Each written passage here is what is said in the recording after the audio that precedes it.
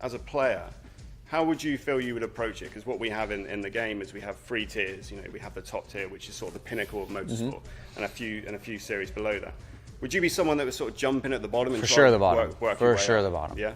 I go to the bottom because if you start at the top and you stay there, you've not gone anywhere.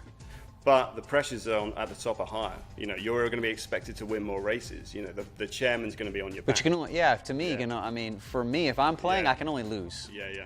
I can't win. I can just maintain. Yeah, yeah. But if I'm able to take a team that's near the bottom and work better, work smarter than the other teams, and work my way to the top, then I've really accomplished something. Do you feel you'd be someone, though, as a manager, would be someone that would stick with that team and take it all the way, or do you see you would be someone that made jump ship to get your way up the ladder quicker? I think I stay with it at the beginning and build it into something, because then all the sweat equity you put in there, all the time you spend to try to make it better, you're always going to have that. If you just drop one thing, it's like starting to put a puzzle together, and halfway done you say, oh, I'm done with that puzzle. I'm going to start a whole new one with a completely different idea. Well, that's true. I mean, the other thing as well is, like, as a manager, you know, there will be certain aspects of the team that you're going to look to invest more time into.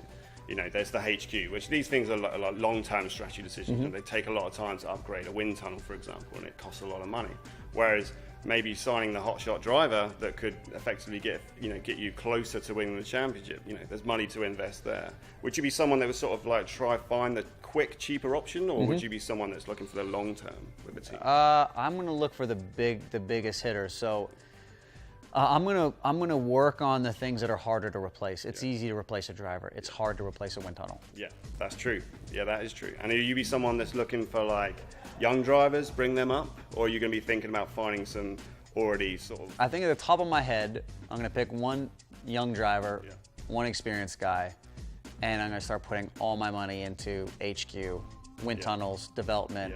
To build the car up, and then when the car and the team is ready, if my young guy didn't work out, then I go get the hot shot. Oh, that's cool. That's cool. I don't want to tell you my strategy right now. To be fair, there's no right or wrong way. You know, what you said there sounds like a very sophisticated approach. Like, I think one thing as well we should talk about is with drivers and hiring drivers. You know, maybe some experience comes in here, but when you're looking for a driver, drivers have different needs and wants. So, for example, you know, I don't know how it was in your career, but if someone came to you and said, you know, how would you feel about coming to our team and we'll give you the #1 status, but the money might not be so good. So it's more about your role in the team rather than cash. You know, we can offer, some drivers might want more bonuses than what they do in terms of their role in the team. I mean, that's all real. I mean, that happens in real life. That's exactly how it plays out. Yeah.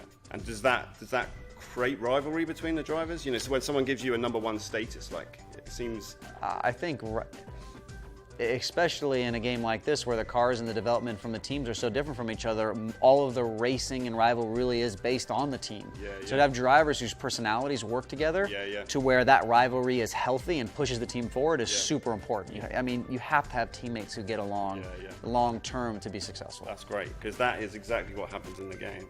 One thing that's big in the game at the moment, which we're trying to push a bit more, which happens in real racing, is that when you're developing parts, you know, as a team manager, there's an opportunity to find that grey area, you know, push the boundaries a little bit with the parts, and you know, there's a bit of risk associated with maybe developing a new rear wing. I mean, is there any sort of experiences you've had where, you know, maybe in racing that you knew that there was some sort of risk involved with a part, and there was a chance you might get found out at the end of the sort of race weekend, or is there anything like that? Well, I think that's all the teams are always pushing every boundary that's possible, right? And, you know, this becomes apparent when the regulations come out and they introduce a new rule. And, you know, normally when they do that, it's because someone has kind of found some gray area and exploited it, and then they say, okay, there's a rule, you can't do that anymore.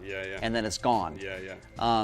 So the risk there is, do you spend the time and the money going down a path of developing something that eventually, when they do find out you're doing it, they're just going to make a rule that is black and white and says you can't do it. And you've just poured all that time and money down this path. I mean, that's the give and take of a real race team and how they work. That's exactly what happens in the game. So.